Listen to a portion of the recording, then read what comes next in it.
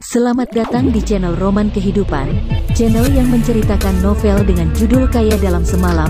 Jangan lupa like, komen, dan subscribe. Selamat mendengarkan.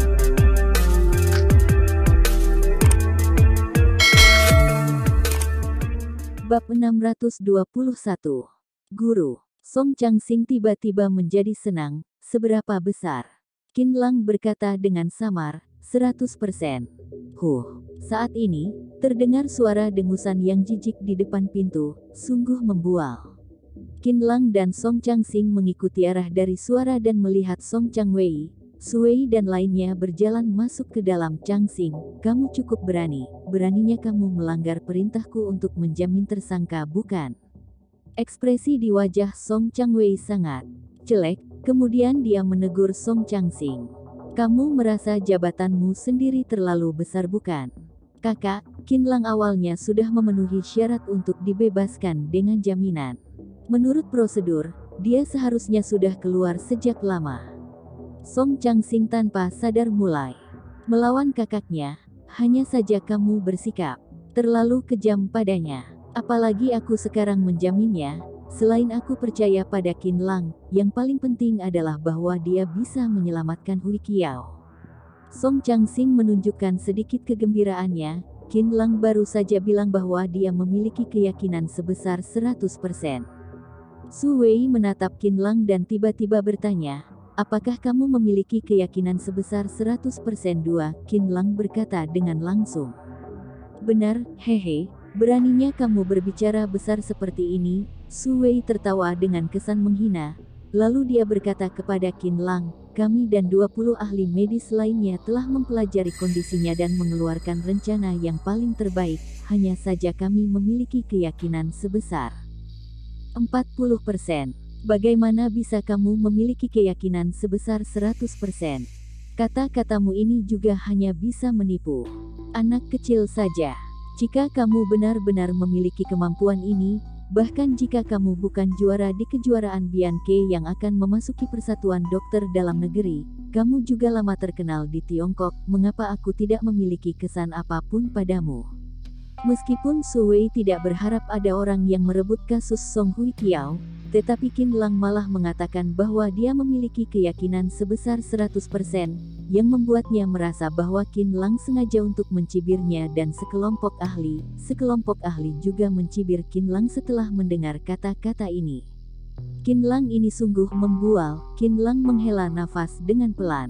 Tidak ada cara lagi, aku selalu bersikap rendah diri. Su Wei mendengus, kalau begitu, katakanlah padaku, metode apa yang akan kamu gunakan untuk operasi? Model pisau mana yang akan kamu gunakan? Dia bersikap agresif. Apakah kamu melakukan jahitan biasa atau jahitan kasur? Apakah kamu mengambil tulangnya dulu atau melakukan perbaikan dulu? Qin Lang berkata dengan santai, aku tidak perlu menggunakan apapun, aku hanya menggunakan teknik akupuntur. Penipu, apakah kamu juga bisa mengucapkan kata-kata yang tidak tahu malu ini? Su Wei mendengus, bagaimana bisa kondisi pasien yang demikian dapat diselesaikan dengan metode akupuntur? Jika kamu tidak mengerti, jangan berpura-pura mengerti. Su Wei memeluk dadanya dan menatap Qin Lang dengan konyol, aku tidak tahu bagaimana caramu untuk menipu kepala Biro Song, tetapi aku beritahu kamu, dengan adanya ahli yang profesional seperti kami, kamu tidak bisa melakukan apapun.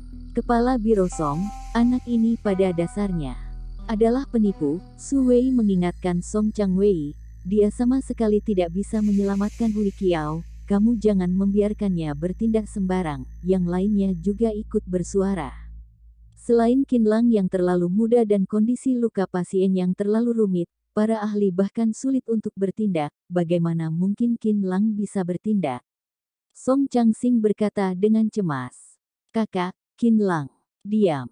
Song Chang-wei menyela kata-kata adiknya dengan kejam, tidak perlu Direktur Su mengingatkanku, aku juga tidak akan membiarkan Qin Lang untuk menyelamatkan Hui Qiao. Selain tidak menyetujui keterampilan medisnya, aku juga tidak percaya bahwa tersangka bisa berbaik hati untuk menyelamatkan orang.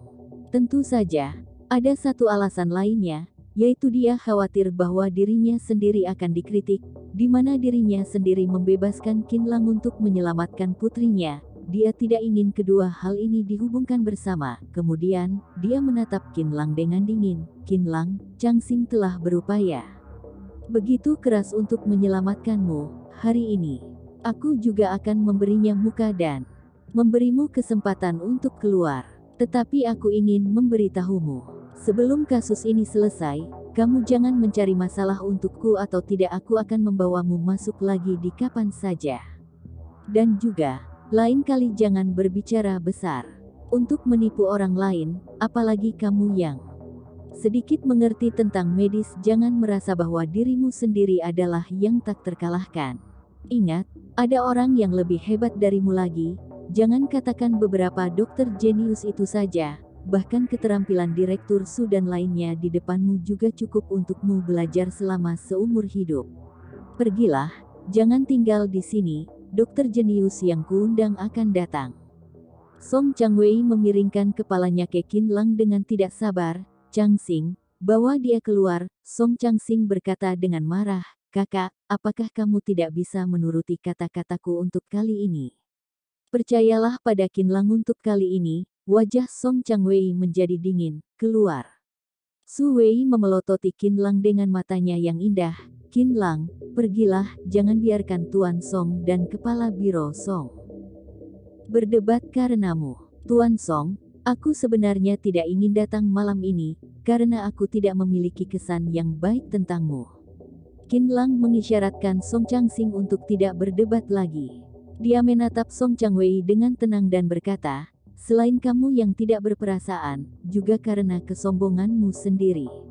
Aku melihat muka Song Changxing sepenuhnya datang ke sini untuk menyelamatkan Song Huiqiao. Sekarang kamu ingin mengusirku? Tentu saja aku tidak akan tinggal di sini. Aku yang datang sudah cukup untuk membalas keramahannya. Qinlang mengulurkan tangannya ke Song Changxing, Kepala Biro Song. Aku telah memberimu muka dan kebaikan. Aku sudah mencoba yang terbaik, begitu juga denganmu. Song Changxing berkata dengan pelan, Qinlang, jangan pergi dulu. Oke, aku akan memberitahu orang tua itu bahwa kamu sudah datang dan mencoba yang terbaik untuk Huiqiao. Bukan karena kamu yang tidak menyelamatkannya, tetapi aku tidak ingin membiarkanmu menyelamatkannya. Song Changwei menatap Qinlang sambil menyeringai, kamu tidak perlu khawatir pada orang tua yang menyalahkanmu sekarang, kamu sudah bisa keluar sekarang. Bibir Su Wei yang merah sedikit terbuka dan tatapannya menunjukkan kesan menghina. Temannya juga memiliki ekspresi wajah yang sama. Dia juga merasa bahwa Qinlang terlihat konyol.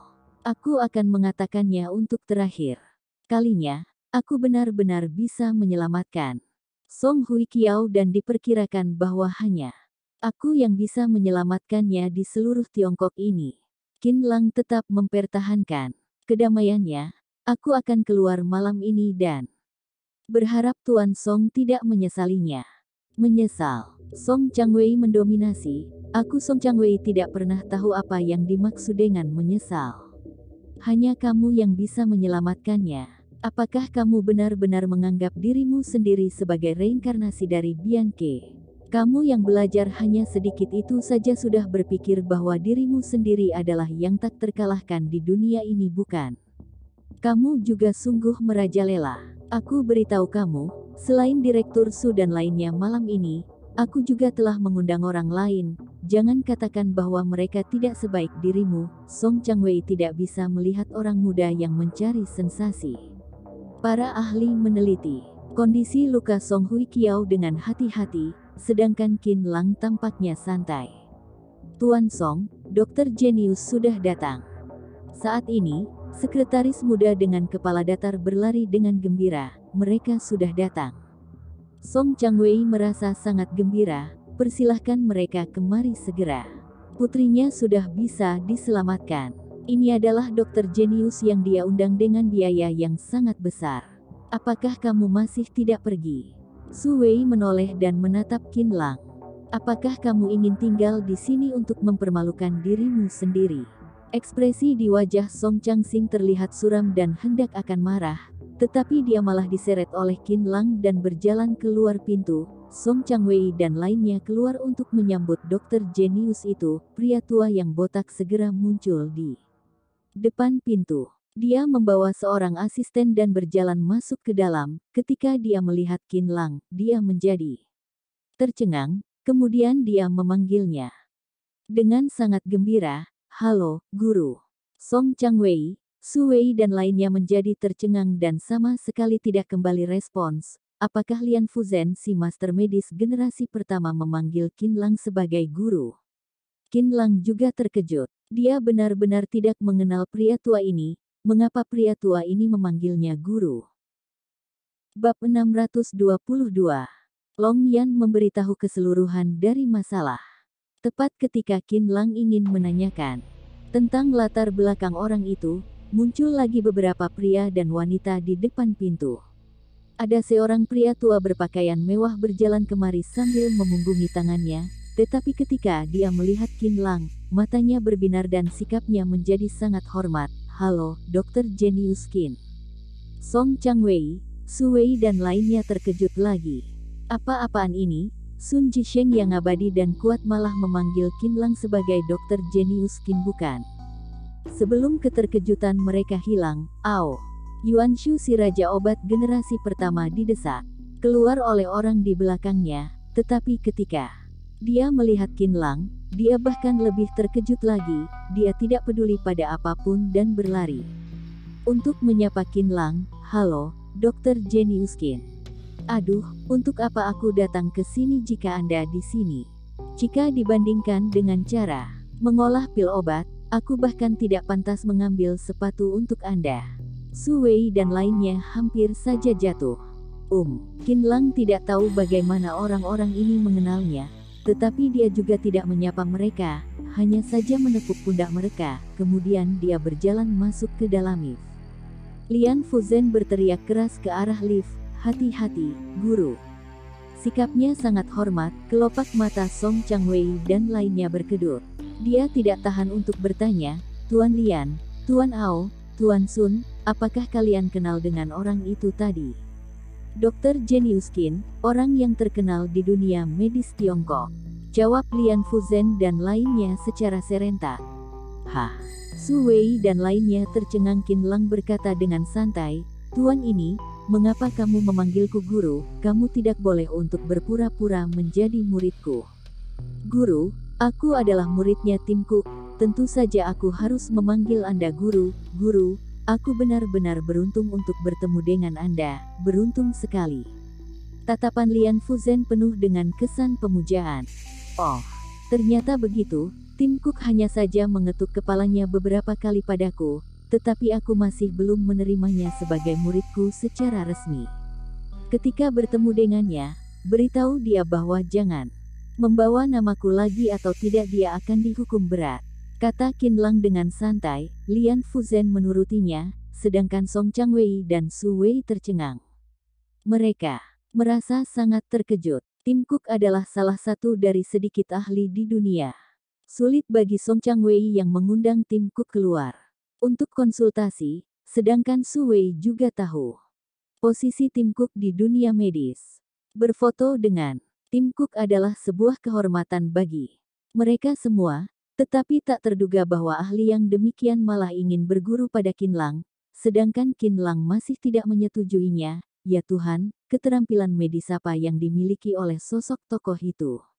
Ketika Song Changwei dan Su Wei merasa terkejut, Qin Lang sedang berjalan keluar dari lobi rumah sakit umum Yanjing. Begitu dia baru saja muncul di depan pintu, sebuah mobil Porsche melaju kemari. Jendela mobil itu diturunkan dan muncul wajah Long Yan yang cantik. Wanita itu mengenakan gaun ketat biru yang mumpuni, dengan rambut panjangnya yang diikat, kulitnya yang putih, bibirnya yang merah dan giginya yang putih. "Bos, apakah kamu sudah keluar?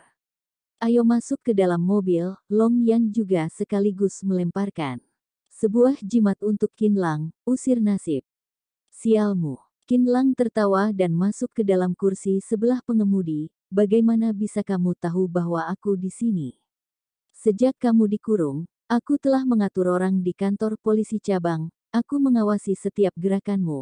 Aku tidak ingin kamu difitnah oleh mereka. Ketika Song Changsing membawamu ke rumah sakit umum Yanjing, aku telah memikirkan Song Hui Kiao yang jatuh dari kuda. Aku tebak bahwa Song Changsing membawamu ke rumah sakit untuk menyelamatkan Hui Kiao. Kemudian, aku juga bergegas kemari. Hanya saja kamu yang keluar lebih cepat jauh daripada yang kukira. Apakah kondisi luka Song Hui Kiao sudah terkendali? Sambil memutarkan setir mobil, dia menghela nafas dan berbicara dengan Qin Lang, seharusnya sudah diselesaikan atau tidak. Bagaimana bisa Song Changwei melepaskanmu keluar? Tidak. Qin Lang bersandar di kursi dengan malas dan membiarkan tubuh dan sarafnya sendiri menjadi lebih rileks. Aku melihat muka Song Changsing untuk menyelamatkan orang, tetapi Song Changwei tidak mengizinkanku untuk melakukannya. Dia bahkan juga mengusirku keluar dari kamar bangsal. Dia telah mengundang Tuan Lian, Tuan Ou dan Tuan Sun. Dia merasa bahwa mereka sudah cukup untuk menyelamatkan Song Hui Kiao. Qin Lang menjawab dengan jujur, tetapi dia juga memberiku kebebasan. Mengusirmu keluar. Long Yan tersenyum setelah mendengar kata-kata ini. Sejak kapan bos mempelajari tentang medis? Aku percaya bahwa kamu adalah yang terbaik. Song Changwei ini juga benar-benar menarik. Dia lebih rela untuk membiarkan 3 dokter yang mengagumimu untuk menyelamatkan Song Hui Kiao daripada kamu si dokter jenius. Tetapi tidak apa-apa, kamu juga tidak harus berusaha dengan keras, kamu bisa istirahat dengan baik malam ini. Hanya saja apakah Tuan Lian dan lainnya bisa menyelamatkan Song Hui Kiao? Long Yan menambahkan satu kalimat, aku khawatir bahwa Song Changwei akan marah padamu jika mereka tidak bisa menyelamatkannya. Mengenai kondisi luka Song Hui Kiao, diperkirakan bahwa hanya aku yang bisa mengobatinya. Qin Lang sedikit menyipitkan matanya, tetapi Tuan Lian dan lainnya bekerja sama untuk menyelamatkannya, meskipun mereka tidak bisa membuatnya lepas dari bahaya, tetapi mereka juga bisa membuatnya hidup selama seminggu lagi.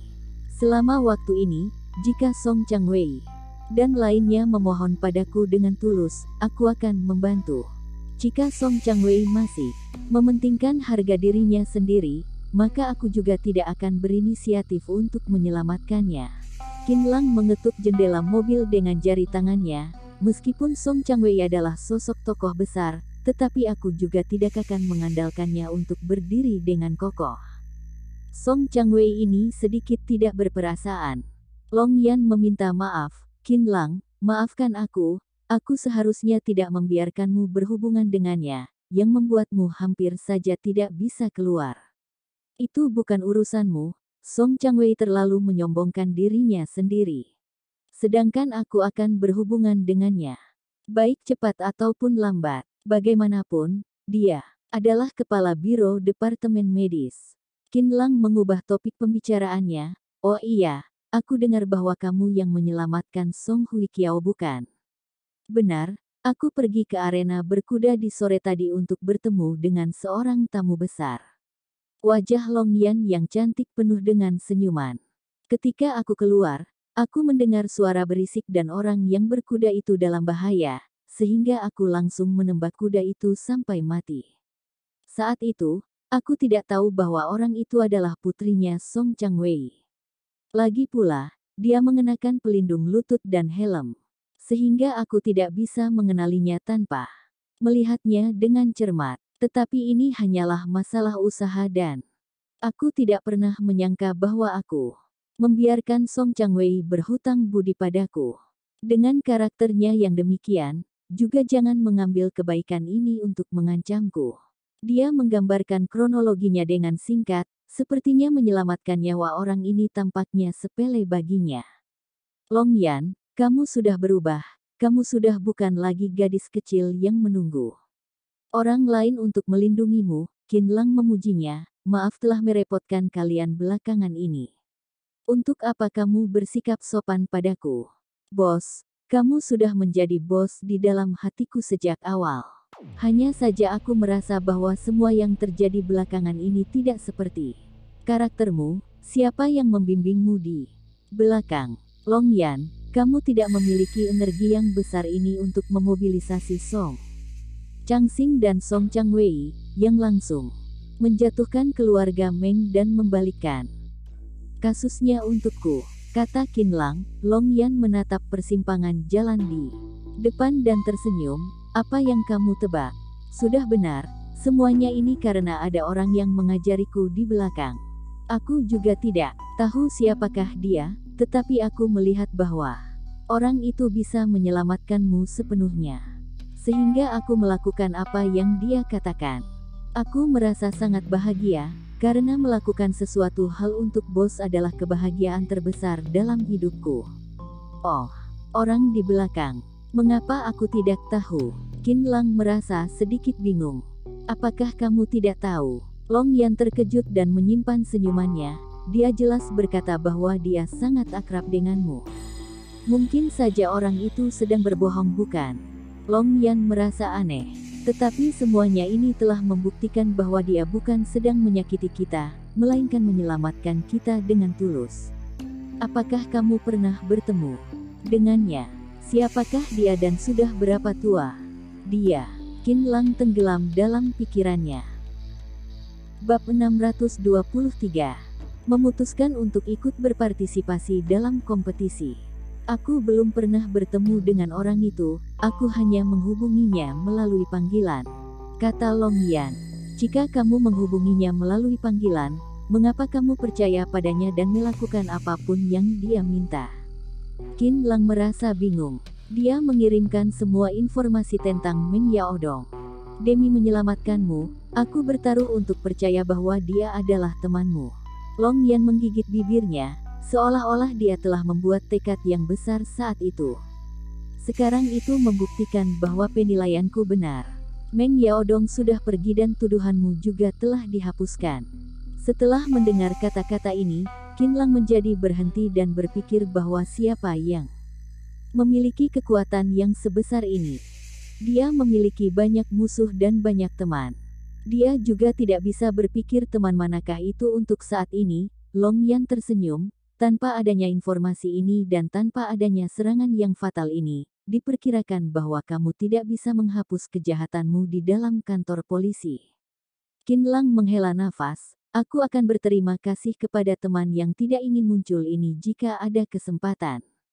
Sambil berkata demikian, Qin Lang membuka laci mobil dengan santai dan ingin memasukkan jimat ke dalamnya. Long Yan meminta jimat untuk Qin Lang, tetapi Qin Lang tidak menggunakannya, sehingga setelah Qin Lang sedikit memberkatinya, dia meletakkan jimat ke dalam mobil, agar Long Yan bisa keluar dan masuk dengan aman. Hanya saja ketika Qin Lang membuka laci, dia melihat sebuah peluit kecil yang sangat unik. Dia bertanya dengan penasaran, barang apa ini? Long Yan meliriknya dan tersenyum, peluit untuk menghentikan kuda, souvenir dari arena berkuda, ambillah jika kamu menyukainya. Qin Lang tertawa dan meletakkannya kembali. Untuk apa aku menginginkan barang ini? Aku juga tidak berkuda.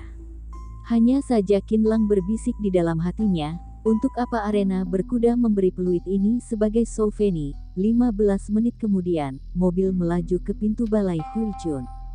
Pintu mobil dibuka dan Qin Lang turun dari mobil. Qin Lang sudah kembali. Penguasa sudah baik-baik saja. Cepat, cepat, panci api, daun jeruk, Ying Jingling dan lainnya telah diberitahu oleh Long Yan sebelumnya. Ketika melihat mobil itu muncul, mereka segera mengepung kemari, lalu memeluk Qin Lang dan berteriak dengan gembira. Kemudian, semua orang meminta Qin Lang untuk mencuci air jeruk dan melewati panci api untuk menyingkirkan kesialan. Ying Jingling sangat memahami adat istiadat rakyat Tiongkok. Dia cukup terintegrasi secara menyeluruh. Kemudian, semua orang makan malam yang enak di halaman belakang, yang dianggap sebagai perayaan kembalinya Qin Lang dengan selamat. Kakak, maaf telah merepotkanmu kali ini.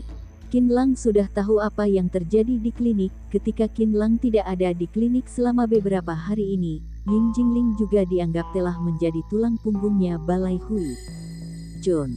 Dia mengumpulkan niat dari semua orang untuk mempertahankan operasi dari klinik. Qin Lang merasa bersyukur dan prihatin. Penderitaan benar-benar guru yang terbaik. Karena dia telah mengubah Ying Jingling si pembunuh yang berwajah dingin menjadi pengurus rumah tangga yang setia. Qin Lang benar-benar tidak mengharapkan ini pada awalnya. Pengurus Ying, tenang saja, aku akan merawat tubuhmu dan membuatmu sefleksibel seperti sebelumnya. Qin Lang berjanji pada Ying Jingling. Ying Jingling tersenyum dan berbicara dengan optimis. Tidak apa-apa, aku sudah merasa puas jika bisa mengikuti pahlawan yang seperti Anda. Dulunya, aku telah melakukan terlalu banyak dosa, tetapi sekarang aku telah menyadarinya. Anda yang menyelamatkan nyawaku dan menerimaku adalah sebuah kebaikan yang paling terbesar. Anda tidak perlu peduli padaku, obatilah Nona Xiao Feng dengan baik jika waktu Anda senggang. Dia menatap Qin Lang dengan cemas. Dia masih muda, jangan biarkan dia meninggalkan gejala efek samping apapun.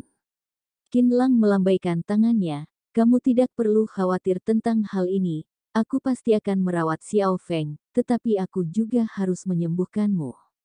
Kali ini, Xiao Feng sudah terluka parah dan aku berencana menggunakan Snow Lotus ribuan tahun untuk mengobatinya, hanya saja aku tidak tahu di manakah aku harus mencarinya. Snow Lotus ribuan tahun. Ada, sepertinya aku pernah mendengarnya. Long Yan yang bengong menepuk kepalanya, aku tahu di manakah itu. Mata Qin Lang berbinar, di mana? Kejuaraan Bianke. Long Yan menyerahkan ponselnya kepada Qin Lang, hadiah dari juaranya adalah Snow Lotus ribuan tahun. Qin Lang memutuskan untuk ikut berpartisipasi dalam kejuaraan Bianke. Dia awalnya tidak terlalu tertarik pada kompetisi ini dan pendaftarannya juga dilakukan oleh Dr. Genius Su, tetapi dia malah memutuskan untuk ikut berpartisipasi. Selain ingin mendapatkan Snow Lotus ribuan tahun untuk menyelamatkan Ying Jingling, Qin Lang juga merasakan bahwa kentungan dari kompetisi ini sangat tinggi. Jika tidak, bagaimana bisa kejuaraan Bianque bisa mengambil bahan obat yang begitu berharga itu sebagai hadiah? Snow Lotus ribuan tahun adalah bahan obat yang sangat mahal. Kompetisi akan dimulai pada hari ketiga setelah pembebasannya, sehingga dia membaca informasi dari kejuaraan Bianque setelah tidur dengan nyenyak. Prosesnya sangat sederhana. Semua distrik dan kabupaten utama di Tiongkok melakukan tes teori dan akan memilih 100 orang dari semuanya untuk ikut berpartisipasi dalam kompetisi tingkat kota. Kompetisi tingkat kota akan memilih 10 orang untuk ikut berpartisipasi dalam kompetisi tingkat provinsi dan kompetisi tingkat provinsi akan memilih 1 orang untuk ikut berpartisipasi dalam kompetisi nasional. Orang yang mendapatkan juara pertama di kompetisi nasional adalah juara. Dia tidak hanya mendapatkan kehormatan saja, tetapi juga mendapatkan Snow Lotus ribuan tahun sebagai hadiahnya. Ini membuat banyak orang ingin bersiap. Qin Lang membolak-baliknya dan menemukan bahwa hampir ada 1000 orang yang ikut berpartisipasi di hampir setiap kota. Tidak peduli berapa banyak orang yang akhirnya muncul di ruang ujian, tetapi antusiasme untuk pendaftaran ini cukup mengejutkan orang. Ketika melihat tes teori akan segera dilaksanakan, Qin Lang mulai belajar di hari yang sama. Dia membuka semua kitab racikan obat, karena kesadaran di alam dewa akan meluas secara alami dan dia juga memahami tentang pengobatan barat. Alam dewa sudah memiliki beberapa perasaan yang ajaib. Adapun apakah Song Changwei akan memohon bantuan dari dirinya sendiri atau tidak, Qin Lang melupakan semuanya untuk sementara waktu. Inian Xin dan lainnya juga tidak mengganggunya. Mereka juga mengelola klinik dengan tertib, agar membuat Qin Lang tidak mengkhawatirkannya. Qin Lang menyembunyikan semua masalah yang ia dapatkan belakangan ini dan tidak memberitahu Zhong Yu sepenuhnya. Namun, Zhong Yu sangat sibuk belakangan ini. Dia kuliah sambil mengurus urusan perusahaan, jelas waktunya jauh lebih sedikit lagi daripada sebelumnya. Tetapi ketika dia mendengar bahwa Qin Lang akan ikut berpartisipasi dalam kompetisi, dia buru-buru melepaskan semua pekerjaannya. Dia datang dan memasak untuk Qin Lang dengan cara yang berbeda. Hampir setiap harinya adalah makanan suplemen, agar Qin Lang memiliki energi yang cukup untuk membaca buku. Di hari ketiga, Qin Lang bangun lebih pagi dan setelah sarapan, dia hendak bergegas ke ruang ujian di Houhai, Longdu. Begitu dia masuk ke dalam mobil, Ponselnya berdering dan bergetar. Qin Lang memasang headset Bluetooth dan segera mendengar suara Song Changsing. Saudara Qin, berharap kamu akan menang di ujian pada hari ini. Meskipun kejuaraan Bianke disponsori oleh Asosiasi Pengobatan Tiongkok, tetapi itu juga tidak lepas dukungan dari Departemen Medis, sehingga Song Changsing tahu bahwa Qin Lang sedang mengikuti ujian pada hari ini. Qin Lang tersenyum setelah mendengar kata-kata ini. Terima kasih, Kepala Biro Song. Song Changsing tersenyum dan memberitahu Qin Lang. Kompetisi distrik, kabupaten dan kota tidak sulit bagimu, kamu sudah bisa lolos jika kamu mengeluarkan setengah dari kekuatanmu. Tetapi ketika kamu sedang bertanding, kamu harus lebih berhati-hati, karena kamu akan menghadapi banyak pesaing dari seluruh negara, mungkin saja akan muncul banyak orang yang lebih berbakat. Kompetisi nasional ini akan menjadi sebuah pertarungan yang berdarah, karena semua elit yang teratas akan datang untuk bertanding. Hanya saja aku percaya bahwa selama kamu tidak meremehkan musuh, juara dari kejuaraan Bianke ini akan menjadi milikmu. Song Changsing menunjukkan kepercayaannya pada Qin Lang. Terima kasih atas motivasi dari Kepala Biro Song. Qin Lang tersenyum, kemudian dia mengubah topik pembicaraan. Oh iya, bagaimana dengan situasi Song Hui Kiao? Suara Song Changsing menjadi sedikit lebih tak berdaya. Tuan Lian dan lainnya bekerja sama untuk menyelamatkan Hui Kiao. Kondisi Hui Kiao sudah sedikit membaik dan tidak akan ada bahaya untuk sementara waktu ini, hanya saja dia masih belum bangun.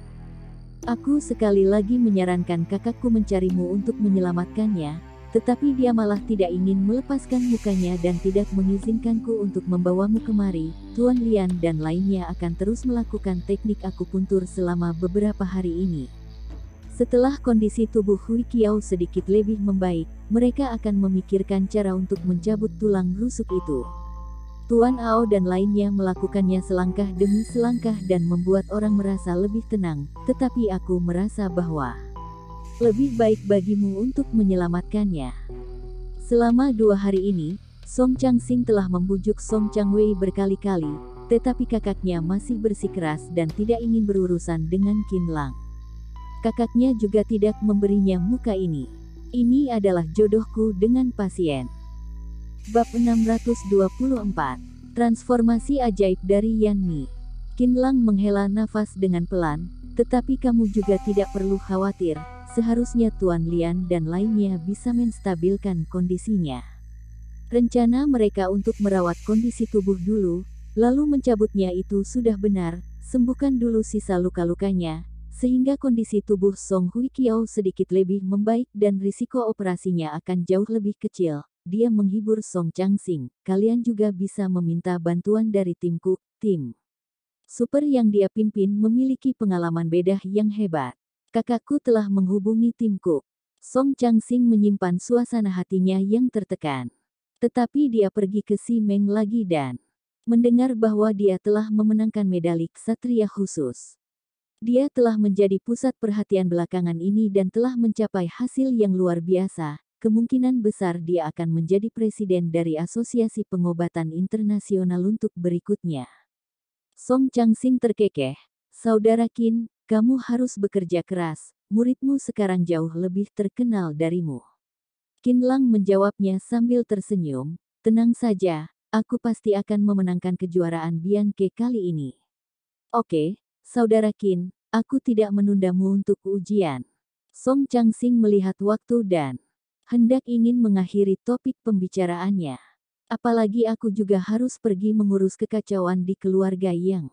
Sebuah perusahaan farmasi besar di bawah naungan grup yang telah mengembangkan sejenis obat luka, obat Yangshi dan efeknya telah mencapai bintang 5, di mana obat itu dapat menghentikan pendarahan dan sembuh dalam waktu yang sangat cepat.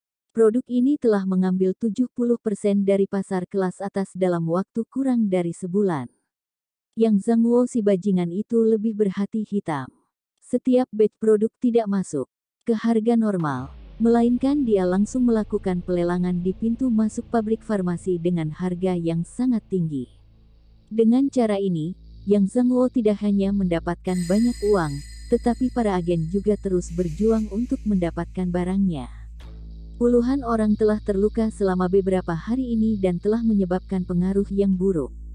Jika aku tidak menyelesaikan masalah ini hari ini, diperkirakan bahwa atasan akan menyelesaikanku di esok harinya.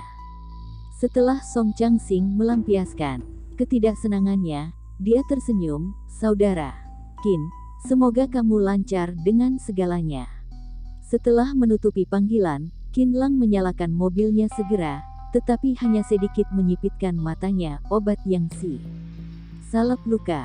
Yang Zhangguo ini sepertinya juga tahu tentang obat. Qin Lang mengucapkan kata-kata ini dan muncul sebuah pemikiran yang gila di benaknya. Kemudian, dia mengirim sebuah pesan kepada Long Yan dan meminta bantuannya untuk mengumpulkan semua informasi tentang obat yang Qin Lang memutuskan bahwa insiden Meng Mingming pasti terkait dengan Yang Zhangguo. Tentu saja dia ingin membalas dendam. Setelah mengirim pesan teks, Qin Lang menginjak pedal gas dan melaju ke gedung Zhongyi yang lebih dari belasan kilometer jauhnya. Setengah jam kemudian, Qin Lang muncul di depan pintu masuk gedung Zhongyi. Jam 8.30 masih belum tiba, tetapi tempat parkir hampir saja penuh. Di mana-mana penuh dengan orang dan kebanyakan mereka semua datang untuk ikut bertanding. Qin Lang melirik sekeliling dan menemukan bahwa setidaknya ada 1.000 orang yang ikut berpartisipasi. Dia diam-diam menyebut bahwa pengaruh dari kejuaraan Bianque ini memang tidak kecil. Bukannya itu adalah Qin Lang. Ketika Qin Lang berjalan ke pintu masuk gedung Zhongyi, terdengar sebuah suara yang terkejut dari samping dan kemudian berhembus aroma yang wangi. Dia menoleh dan melihat bahwa ada beberapa gadis cantik yang muncul di depannya, sambil mendekati dirinya sendiri dengan senyuman yang konyol. Orang yang berjalan di paling depan memiliki penampilan yang cantik. Dia mengenakan gaun hitam yang dibungkus dengan pakaian coklat, dengan aroma wangi yang samar di tubuhnya. Qin Lang merasa bahwa dia terlihat sedikit akrab. "Kamu, ada apa? Apakah kamu sudah tidak mengenaliku lagi?" Sudut mulut gadis yang bergaun hitam itu sedikit terangkat, kemudian dia mengungkapkan keterkejutannya, "Aku Yan Ni."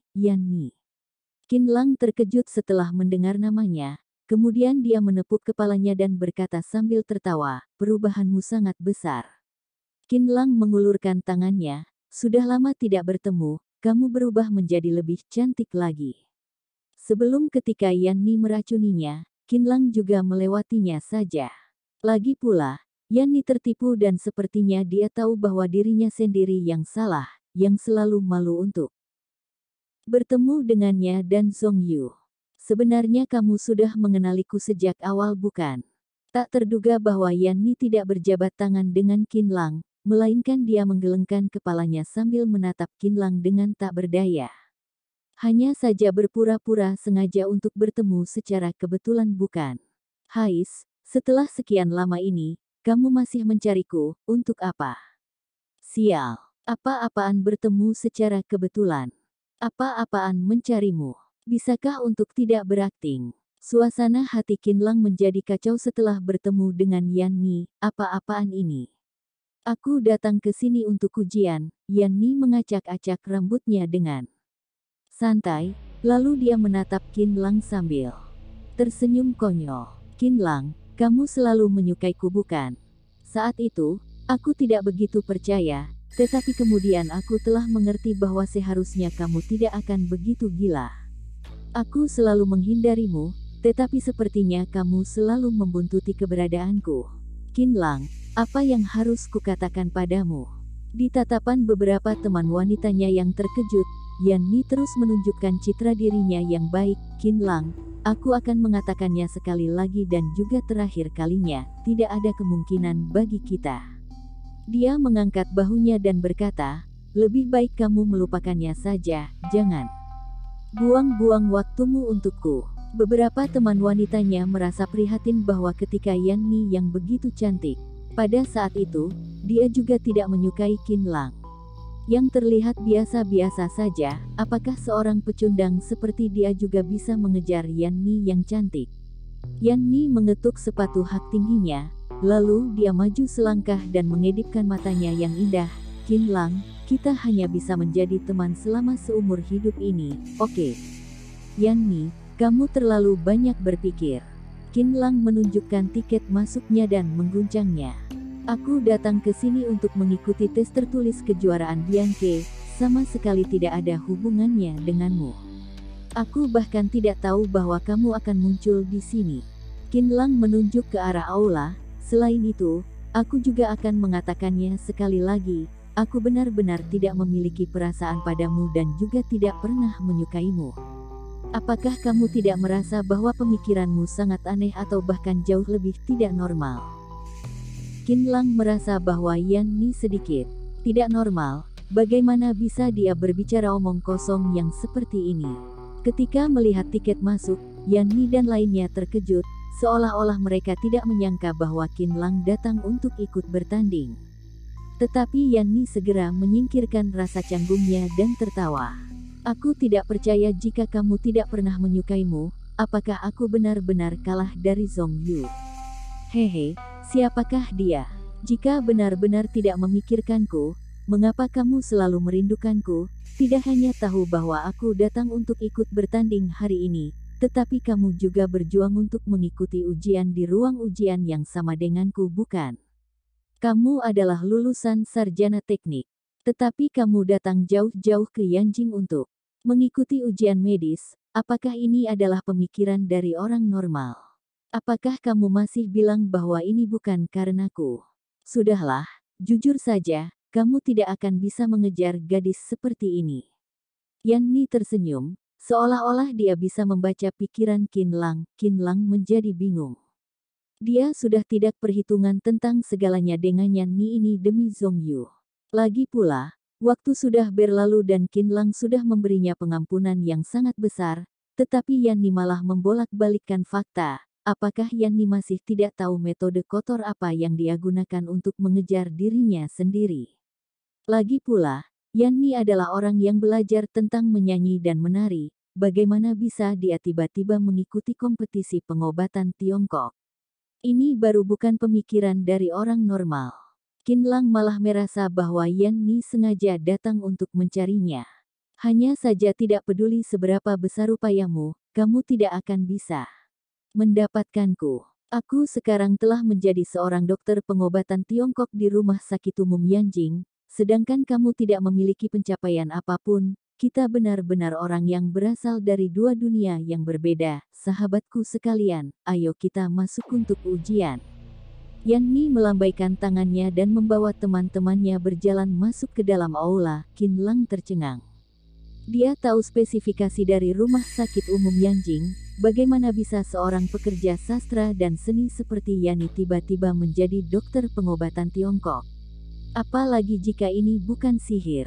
Yang lebih menyedihkan lagi adalah Qin Lang membuka mulutnya sambil melihat sosok bayangan Yan Ni.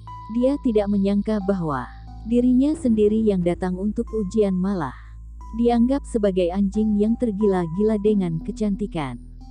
Yan Ni ini tahu dengan latar belakang keluarganya sendiri, apalagi Qin Tian juga pernah memberinya pelajaran. Qin Lang merasa bahwa Yan Ni yang mengaku dirinya sendiri sebagai dokter pengobatan Tiongkok terkesan aneh yang tidak dapat dikatakan, meskipun dia terlihat sangat glamor dan normal, tetapi mungkin saja ini adalah gejala dari mitomania. Bab 625. Yan Ni peringkat pertama. Qin Lang melupakannya dan kemudian masuk ke dalam aula untuk menanyakan alamat ujian. Ini adalah aula yang sangat besar, yang dapat menampung 2 hingga 3.000 orang. Ada lebih dari 1000-an set meja dan kursi di dalam aula, di mana terdapat kertas dan pena di atasnya dan puluhan kamera pemantauan di sekitarnya. Qin Lang melirik sekeliling dan menemukan bahwa ada lebih dari 1000-an orang yang hadir untuk mencari posisi duduk masing-masing. Qin Lang berbalik dan segera mengunci posisinya sendiri, nomor 705. Yang lebih membuatnya terkejut adalah Yan Ni dan lainnya kebetulan berada di depannya sendiri. Ini membuat Yan Ni dan lainnya menggelengkan kepalanya lagi dan yakin bahwa Qin Lang datang untuk mengejar Yan Ni. Qin Lang, apakah kamu masih ingin mengatakan bukan demi aku? Yan Ni berbalik dan menatap Qin Lang dengan konyol. Jika tidak, mengapa jarak kursi kita begitu dekat? Kamu pasti telah menghabiskan banyak uang dan koneksi, bukan? Qin Lang berkata dengan tenang, Aku benar-benar datang ke sini untuk ujian. Hehe, ujian, apakah kamu tahu tentang pengobatan Tiongkok? Yan Ni berkata dengan marah. Tes tertulis ini terdiri dari 100 soal dan total nilai 150. Jika kamu bisa mendapatkan nilai 50, aku akan memberimu kesempatan untuk mengejarku atau tidak, pergilah sejauh mungkin. Apakah kamu berani mempertaruhkannya? Beberapa teman wanita Yan Ni menatap Qin Lang sambil tertawa. Qin Lang mengerutkan kening, tidak masuk akal. Semuanya diam, matikan ponsel kalian. Serahkan buku kalian dan bersiaplah untuk ujian. Saat ini, seorang pria paruh baya berdiri di atas podium. Dia mengambil mikrofon dan mengisyaratkan kepada semua orang di tempat untuk diam. Waktunya 3 jam, 1.200 orang mengikuti ujian dan nilainya akan diberi peringkat dari tertinggi ke terendah. Peringkat 100 teratas akan mengikuti kompetisi tingkat kota. Jangan berbisik ataupun menyontek selama ujian atau tidak kalian akan didiskualifikasi dan tidak akan diizinkan untuk mengikuti ujian lagi selama 5 tahun ke depan. Apalagi kalian juga akan diblokir ke dalam daftar nama yang tidak jujur, pengawasan dan peninjauan semuanya. Dilakukan oleh anggota Asosiasi Pengobatan Tiongkok. Penguji akan bertanggung jawab dalam pengawasan, peninjauan, pembagian kertas ujian dan pengumuman hasil untuk ujian kali ini. Presiden Wang akan bertanggung jawab atas pemeriksaan ulang, legalisir dan pengaduan untuk kali ini. Diikuti dengan kata-kata pria parubaya itu, belasan pria dan wanita muncul satu persatu dan menyapa peserta ujian satu persatu. Salah satu pria tua yang tinggi di antaranya terlihat sangat mempesona. Sosok tubuhnya kekar dan agung. Dia adalah Wang Shenong, presiden dari Asosiasi Pengobatan Tiongkok di cabang Yanjing. Lebih dari 1.000-an orang di tempat menjadi diam, lalu duduk di posisi mereka masing-masing sambil menantikan ujian. Yan Ni juga tidak terjerat dengan Qin Lang. Lagi, dia bersandar di atas kursi, lalu dia mengangkat kedua kakinya dan mulai menulis. Qin Lang juga menenangkan suasana hatinya dan mengambil pensilnya. Wang Shenong dan lainnya segera meninggalkan ruang ujian, tetapi ada 5 atau 6 orang yang tinggal di dalam ruang ujian. Mereka melihat sekeliling sambil memunggungi tangannya. Mereka adalah kelompok penguji yang bertanggung jawab atas ujian kali ini. Tiba-tiba, ada sebuah pandangan yang tertuju pada Qin Lang. Qin Lang tanpa sadar mendongak. Pandangan dari kedua belah pihak saling bertatapan satu sama lain. Wu Xiaohui. Qin Lang sama sekali tidak menyangka bahwa dia akan bertemu dengan Wu Xiaohui di dalam ruang ujian ini. Saat itu, Wu Xiaohui tidak menyembuhkan Lu Meichen di taman hiburan. Setelah dia diusir keluar oleh pengurus Liu, Qin Lang berpikir bahwa dia tidak akan pernah muncul di depannya lagi dan menjadi distorsi yang tidak penting di dalam hidupnya. Akibatnya, Wu Xiaohui menjadi salah satu penanggung jawab di dalam ruang ujian ini. Qin Lang diam-diam berseru bahwa dunia ini sangat kecil. Dia bisa melihat kesan benci di wajah Wu Xiaohui dan kesan licik di tatapan matanya yang dingin, tetapi Qin Lang juga tidak terlalu peduli padanya, karena Wu Xiaohui tidak bisa membuat masalah apapun baginya. Harap tenang, ujian sudah dimulai. Kertas ujian segera dibagikan. Di mana terdapat 100 soal mengenai diagnosis, pengobatan Tiongkok, resep obat dan lainnya. 100 orang akan dipilih dari lebih dari 1.000-an orang. Tampaknya jumlah orang yang terpilih cukup besar, tetapi itu juga dalam perbandingan 10:1, sehingga soalnya juga sedikit mendalam. Yan Ni sedikit mengernyit setelah mendapatkan kertas ujian. Qin Lang melihatnya dan tidak ada pasang surut dalam emosinya. Kemudian dia mengambil pensil dan mulai menulisnya. Bagi mereka yang pernah meneliti kitab racikan obat, banyak pengetahuan medis sudah ada di dalam benak mereka. Beberapa penguji terlihat sangat santai. Selain kamera pemantauan yang cukup di aula, kesulitan dari soal di dalam kertas ujian juga cukup besar. Jika soalnya cukup sulit, maka tidak ada gunanya untuk menyontek. Mungkin saja akan mengubah yang benar menjadi salah. Oleh karena itu, Setelah mengelilingi 2 kali putaran, mereka juga mengambil pensil dan mengerjakan soal pilihan ganda dan esai untuk melihat berapa banyak nilai yang bisa mereka dapatkan. Wu Xiaohui juga mengerjakan soalnya dengan santai, waktu yang ditetapkan adalah 3 jam. Sedangkan Qin Lang sudah selesai dalam waktu kurang dari 1 jam. Sebagian besar orang menghabiskan waktunya di soal esai. Setelah selesai mengerjakannya, Qin Lang memeriksanya lagi dan menyerahkan kertas ujiannya, tidak lebih, tidak kurang, tepat 1 jam. Semua orang di tempat menjadi terkejut setelah melihatnya, karena ini adalah pertama kalinya dalam sejarah di mana menyerahkan kertas ujian jauh lebih cepat dari waktu yang dijadwalkan. Yan Ni dan lainnya menyadari bahwa diri mereka sendiri baru saja mengerjakan setengah dari kertas ujian.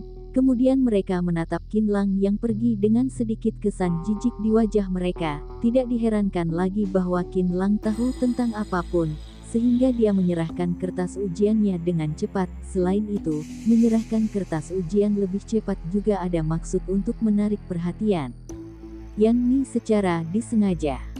Yan Ni merasa sangat kecewa, trik semacam ini terlalu naif. Idiot, buang-buang biaya pendaftaran saja. Wu Xiaohui juga menunjukkan sedikit kesan sarkasme. Dia berpikir bahwa Qin Lang tahu bahwa dirinya sendiri tidak akan lolos setelah melihat dirinya sendiri yang bertanggung jawab atas ujian kali ini, sehingga dia menyerahkan kertas kosong dan melarikan diri keluar. Dia menjentikkan kertas ujian Qin Lang dan bersiap untuk melemparkannya ke tim pengoreksi. Pada saat yang bersamaan, dia sekaligus melihatnya. Tidak masalah jika tidak melihatnya, tetapi dia bahkan lebih tercengang setelah melihatnya. Ini bukan kertas ujian yang kosong, melainkan ini adalah kertas ujian yang sudah selesai dikerjakan. Yang paling membuatnya terkejut adalah jawabannya pada dasarnya sama dengan dirinya sendiri. Adapun tentang beberapa jawaban yang berbeda, setelah dihitung-hitung, juga Qin Lang yang benar. Wu Xiaohui tampaknya kaget. Bagaimana mungkin ini? Asosiasi Pengobatan Tiongkok sangat efisien.